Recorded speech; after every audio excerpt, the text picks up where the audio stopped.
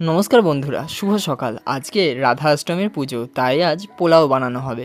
পোলাও বানানোর জন্য piece piece করে রাখা গাজর, তেজপাতা, দারুচিনি, লবঙ্গ, এলাচ ঘিয়ের মধ্যে খুব ভালোভাবে ভেজে নিতে হবে।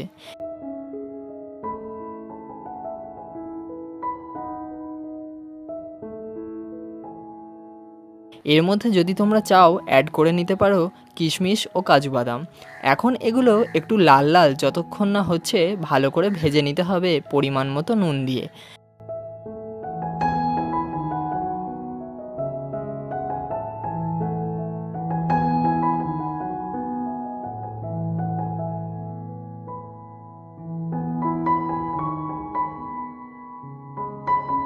এখন সিদ্ধ করে রাখা বাঁশকাঠি চাল ভেজে রাখা ওই ড্রাই ফ্রুটসের মধ্যে ঢেলে দিতে হবে।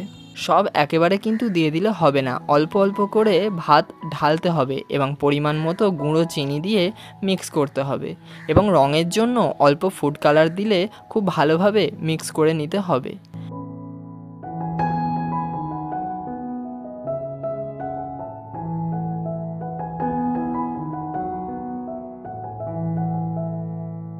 এখন এটা মিক্স করবে অনেকটা সময় নিয়ে, যাতে ভাতের রং থেকে সাদাটা হলুদ হয়ে যাবে।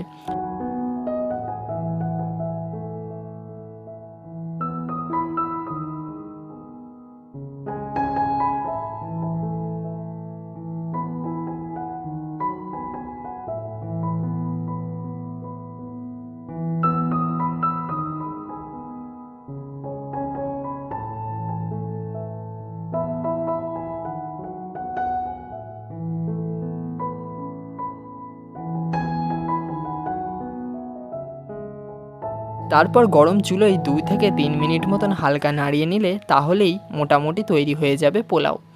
এই পোলাওটা মা করেছে। যেহেতু আজকে রাধা অষ্টমী, তাই পুজো দেওয়ার দায়িত্ব আমি নিয়েছি। ঠাকুরকে খুব ভালোভাবে ডেকে ফল সামগ্রী দিয়ে অনেক শ্রদ্ধা দিয়ে পুজো করেছি।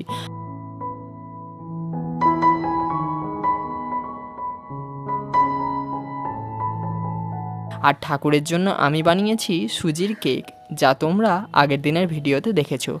এছাড়া ছানার জিলিপি, মিহিদানা, পোলাও ও আলুর দম বানিয়েছি। ঠাকুরকে আগে ভোগ লাগানোর পরে তারপরে আমি খাবো।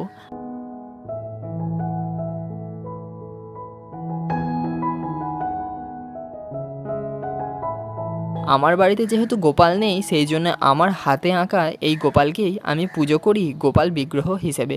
খুব মন থেকে ডেকেছি ভগবানকে, সবাইকার শরীর যেন খুব ভালো থাকে, সবাইকার মনস্কামনা যেন পূরণ হয়, আর গোপালকে যেইটা চাইবে সেটা গোপাল ঠিকই দিয়ে দেয়।